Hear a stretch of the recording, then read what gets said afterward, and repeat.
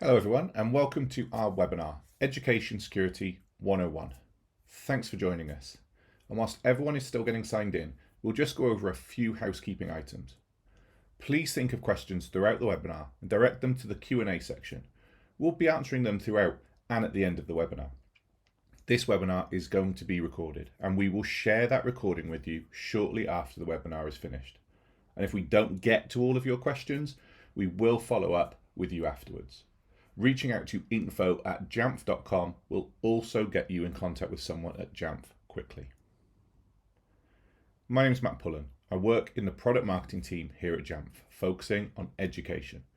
And with over 20 years of classroom experience and 10 years supporting institutions with their deployments as a specialist, I have seen the impact technology can have on learning when it's deployed effectively and with a clear purpose.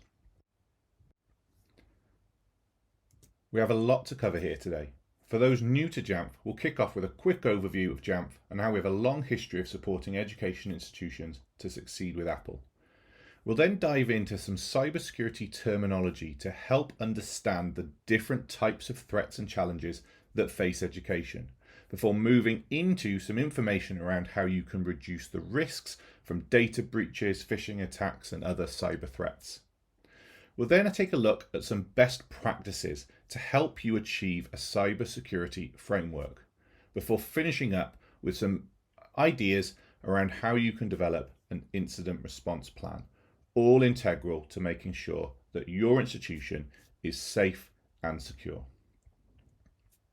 At Jamf, our mission is to help institutions succeed with Apple, and we bridge that gap between what Apple creates and what education requires. And we do this by creating enterprise secure solutions for any kind of institution that are education simple and protect the privacy of your students and staff. And we are proud of the education community we support.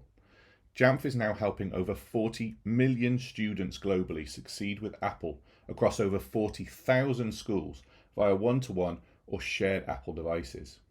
We are so grateful for this community and we are proud to serve it.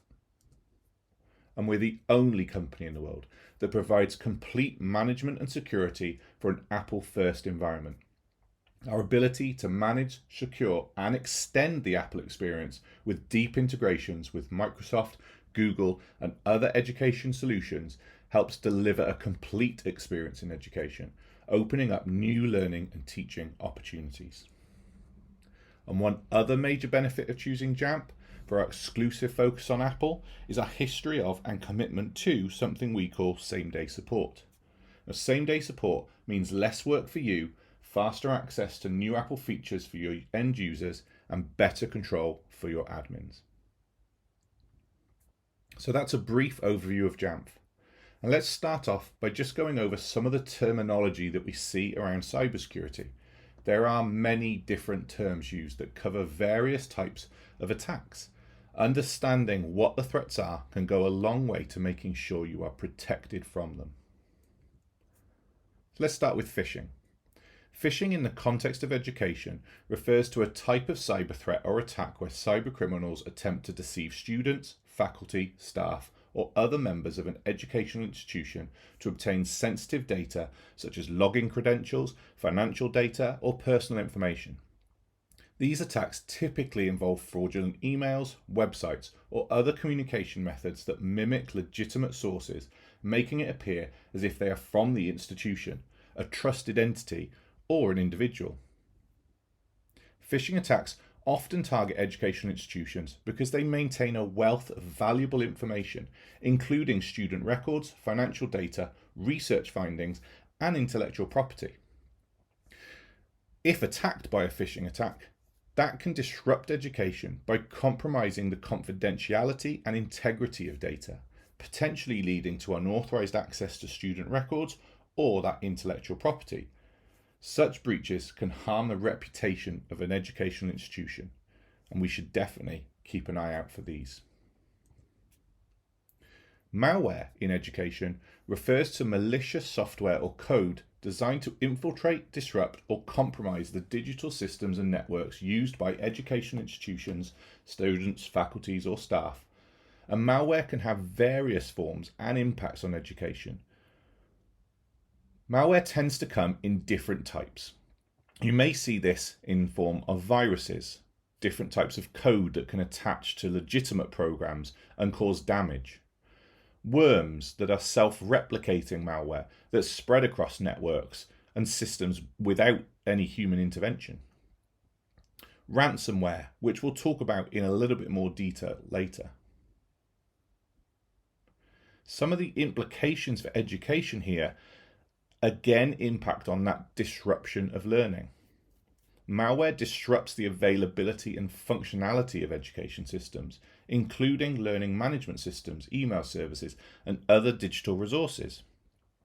It can also cause data breaches, where that malware leads to compromising sensitive student records, that financial data, or again, the intellectual property. And malware also impacts on a financial level. Addressing malware incidents, data breaches, or ransomware can be costly, impacting on institutions' budgets and financial stability. Malware threats in education underscore the importance of this robust cybersecurity practice, including, and we'll talk about these later, proactive measures to prevent these infections having a starting point on your system. Next up, ransomware. Ransomware is a malicious software in the form of malware that encrypts that education institution's digital data and then demands a ransom for that decryption key. It's a significant cybersecurity threat that can have a serious consequence on financial institutions. It typically infects a system when a user clicks on a malicious link or opens a compromised email attachment, similar to the phishing or malware attacks we've just mentioned. Once inside that system, it encrypts all of those files and makes them inaccessible to the victim. A ransom note is then typically displayed, demanding payment, usually in cryptocurrency, in exchange for the decryption key. If that ransom is not paid, the victim's data remains encrypted, potentially causing significant disruptions. The impact on education is clear here. Ransomware can attack that normal operation of educational institutions, not just classroom activity. It affects the availability of digital resources, including those learning management systems, but including all of the administration systems as well. That data loss and privacy concern are real at this point. Educational institutions often handle lots of sensitive information. A successful ransomware attack can lead to all of these data being locked up, and so it's clear as to why schools are a high target for these types of attacks. And as we said, the financial consequences are huge, both in terms of the ransom demanded and the resources required for recovery and remediation. Finally, the damage on reputation here.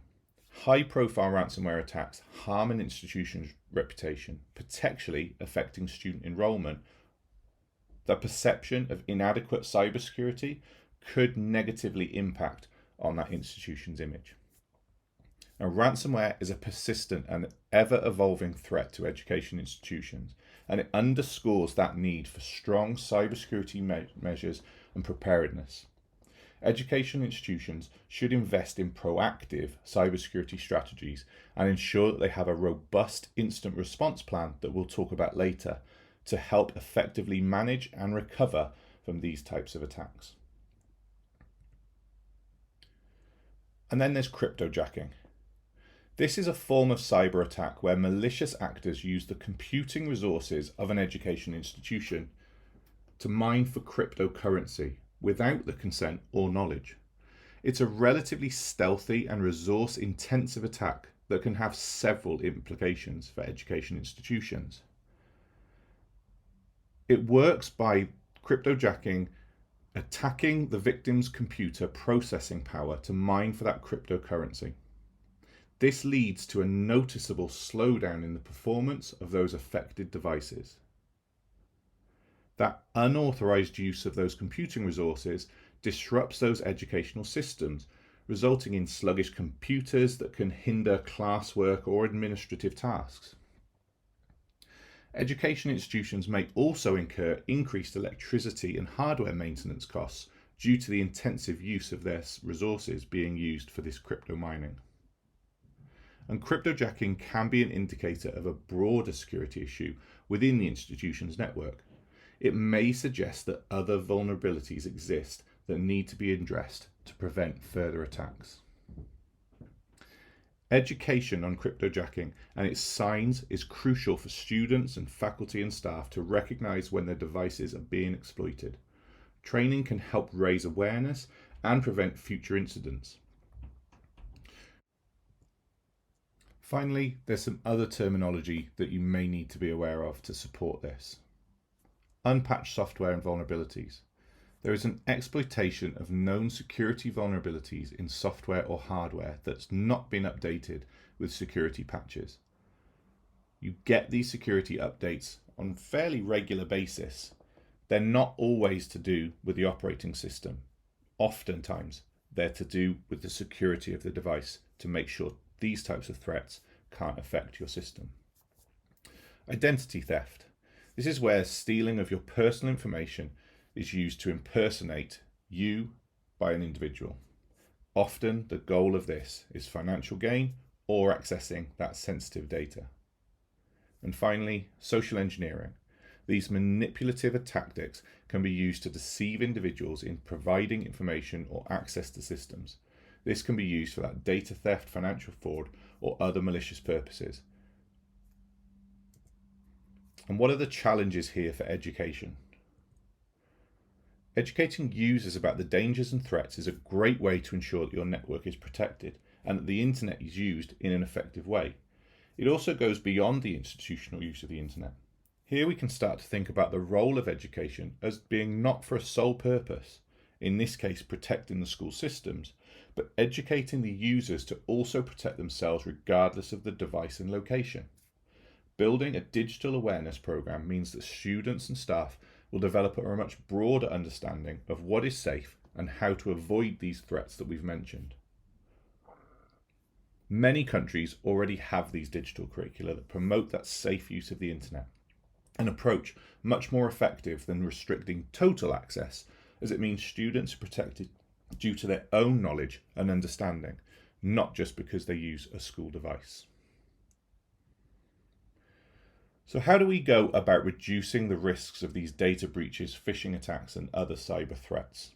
It requires a multifaceted approach that combines technology, policies, and that user education we just mentioned. And here are some strategies that can help mitigate these risks. Take a look at the data breach risk reduction. Starting with data encryption. Implementing strong encryption for sensitive data, both in transit and at rest, helps protect it from unauthorized access in case of any breach. Enhance that with access controls, enforcing strict access controls and ensure that only authorized individuals have access to that sensitive data.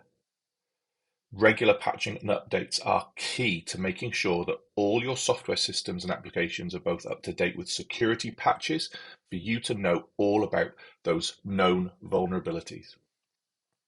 And of course, backing up that data and having a recovery system in place is essential. Regularly backing up data and developing a robust data recovery plan helps minimize the impact of those data breaches. And finally, and we'll repeat this several times throughout this, employee training is critical. Educating employees about the importance of data security and provide further training on recognizing and reporting suspicious activities. Next, phishing attack risk reduction.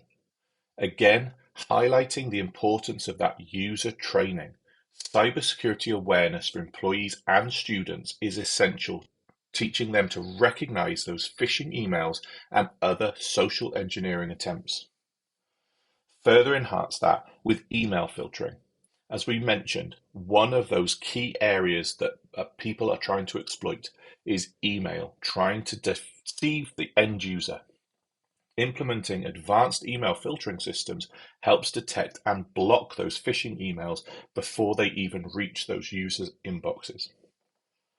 Multi-factor authentication, or MFA, is essential to making sure that you have access to sensitive data restricted to just those users that need to use it, added with that extra layer of security to make sure it is that user who is accessing it.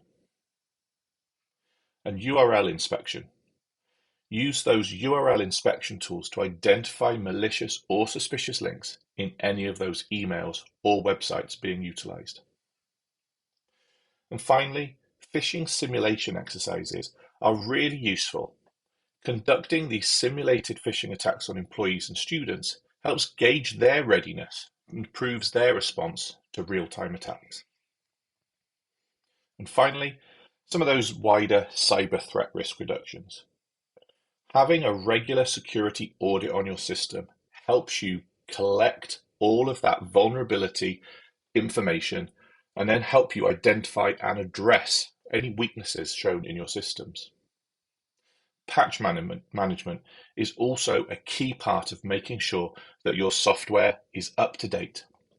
Keeping it up to date with the latest security patches will help prevent any known vulnerabilities from being exploited.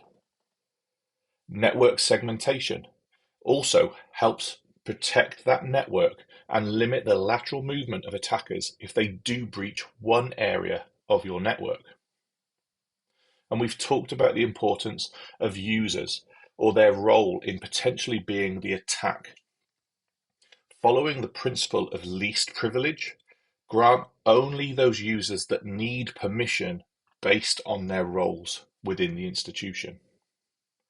And one thing that's really, really important in all of this is the intelligence sharing that you have with other people within trusted institutions or the security community at large. Keeping yourselves informed about the latest threats is really important, and sharing knowledge that you have with others can help us become a more protected organization as a whole. Remember that cybersecurity is an ongoing process. It is crucial to keep adapting your defenses as those threats evolve. Regular review and updating of your security measures to stay ahead of any emerging risks. And that collaboration with cybersecurity experts and organizations also helps provide valuable insights into the latest threats and help you mitigate against such threats. Next up, let's look at how we can build an effective cybersecurity framework in your education institution. This is a crucial thing to help protect that sensitive data, ensure the continuity of educational services, and minimize those risks. And here are just some of the best practices that can help you establish a robust cybersecurity framework in your setting. It all starts with a clear plan. Ensuring you're not exposing learners to inappropriate content on your network or threats that can cause disruption to service is key. Having a plan in place to mitigate these issues starts with ensuring you have things in place to combat those risks. For example, content filtering software is a legal requirement in many countries to ensure students are safe online. With students utilizing devices to access the internet more than ever, this step is critical. But beyond that, how is your network also protected without impacting on that new learning potential? Cyber threats, as we've seen, are an ever more complex situation, but at times it's the simple approach that can cause the biggest issues. Those phishing attacks we mentioned earlier, they look ever more sophisticated in their design, often mimicking an exact email style or text layout as an official company may use. But all it takes is the user to tap the link and you hand over access to your whole network, or at least a foot in the door. And then there's the more complex notion of that malware infecting your websites, again exposing users to unknowingly provide access to their attackers. And one further point to the planning is for that balance between providing security for users whilst not impacting on their privacy or exposing their personal data. This is a valuable element to cybercriminals. And as users' personal data is private to them, you don't want to expose that. Carefully understanding what this looks like for your institution is an important part of this plan because the decisions you make at this point can have a wider reaching impact on other areas of the institution, including user trust and confidence. So creating your cybersecurity framework is essential for protecting an institution's digital assets. And here are just 4 key steps to help you establish your cybersecurity framework. First, assess your organization's needs and risks. Start by conducting a comprehensive assessment of your organization's specific needs and risks. Consider factors like the type of data you handle, the size and structure of your institution, and the regularity requirements you must comply with, like GDPR, HIPAA, or FERPA. And then identify the potential threats and vulnerabilities that could impact your organization, including those external cyber threats and any internal risks. Next, develop a cybersecurity policy. Creating that policy outlines your organization's goals, objectives, and the principles that will guide your cybersecurity efforts. This policy should align with your organization's overall mission and objectives. Clearly define the roles and responsibilities within your institution, specifying who is responsible for different aspects of cybersecurity, from IT staff to students and faculty. Next, implement those cybersecurity controls. Identify the specific cybersecurity controls and measures that are appropriate for your institution. These may include those access controls to manage the user privileges and restrict unauthorized access. Create network security measures like firewalls, intrusion detection, prevention systems, and encryption. Security awareness training to educate staff, as we said. Those users are a critical step in a cybersecurity landscape.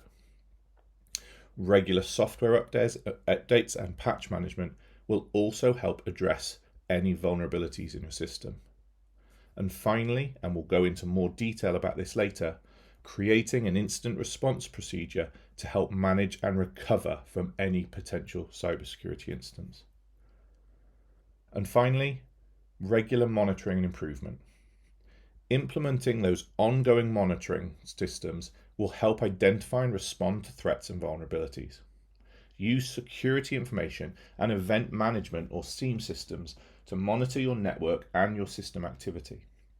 Continuously assess the effectiveness of your cybersecurity measures and their controls by regularly updating your cybersecurity framework based on lessons learned, emerging threats, and technological advancements.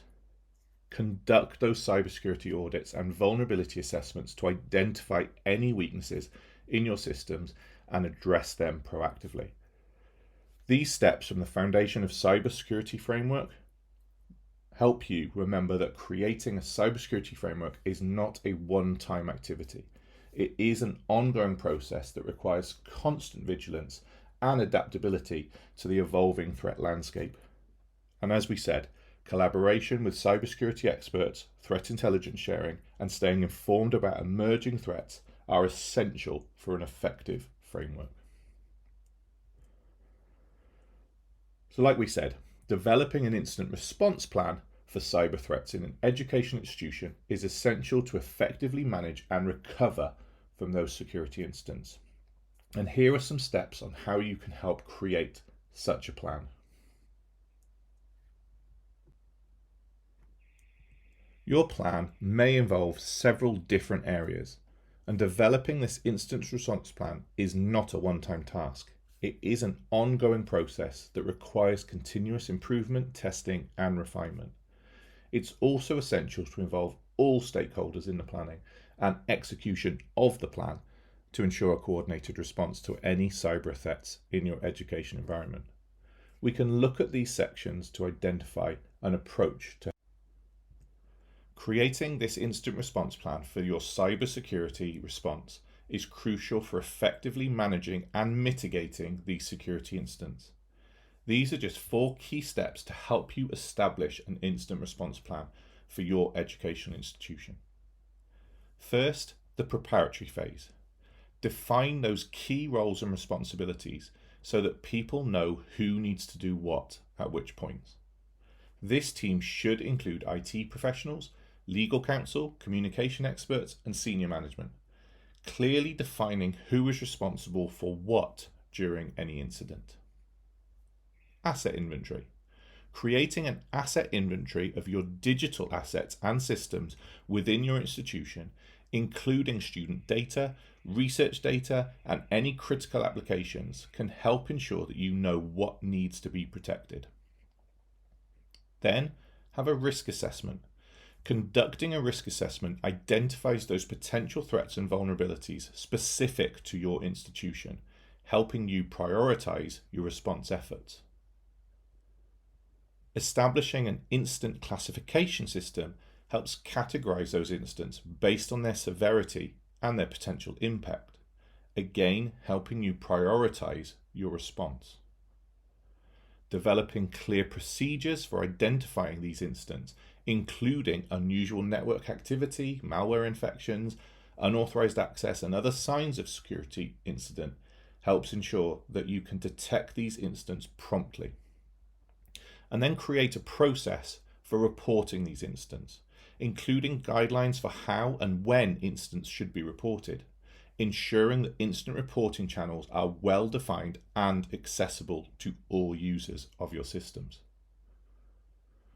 And then have an incident response procedure, developing detailed procedures of how you will respond to each of these incidents. This is going to include containment, eradication, recovery, and possibly the most important part, lessons learned. Specify the actions to take for various incident scenarios. Next, implementation and testing. Regularly conduct incident response exercises and simulations to test the effectiveness of your incident response plan and the readiness for the incident response team. These tests help you identify weaknesses and areas for improvement. Stress the importance of documenting all actions taken during incident response, including timelines, decisions, and lessons learned. This documentation is crucial for post-incident analysis and improvement. Making sure that your incident response plan is regularly reviewed and updated helps you reflect on the changes in technology, the threat landscape, regulations, and changes in your organizational structure. An outdated plan may not be as effective as when you first implemented it. And remember, continuous improvement is essential to all of this. Things change all the time within security, and ensuring that your incident response plan complies with privacy and data protection laws relevant to education, such as FERPA, GDPR, etc., help include the procedures for managing and reporting these breaches of sensitive data. Keep logs and record keeping of everything. These comprehensive incident logs are really important because this documentation helps think about how you will do things differently going forward. It should include details of the incident, the response actions, and the resolution. And finally, as we said, it takes a team to help us combat these ongoing risks. Collaboration with other education institutions, security organizations, and threat intelligence sharing communities is critical. As we share insights and best practices, it helps enhance our cybersecurity readiness. By following some of these steps, education institutions can establish a well-structured incident response plan that helps effectively manage and mitigate cybersecurity incidents, safeguard data, and protect the institution's reputation. So how can Jamf support with all of this? Let's take a look at our solutions that empower users and protect your networks. With Jamf Safe Internet, you empower the educators to develop independent learning, knowing that learners will be protected from harmful content on their devices when connected to the internet.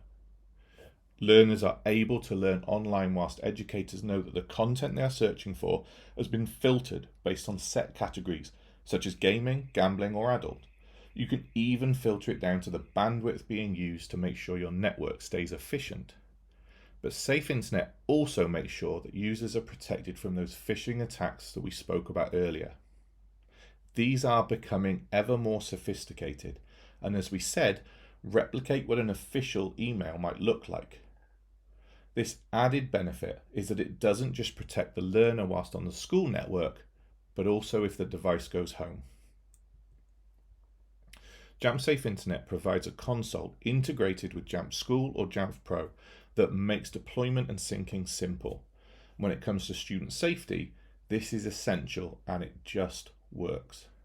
We wanted to ensure that whoever was tasked with the role could just get it done, whether you're a classroom teacher with additional responsibility or a seasoned IT technician.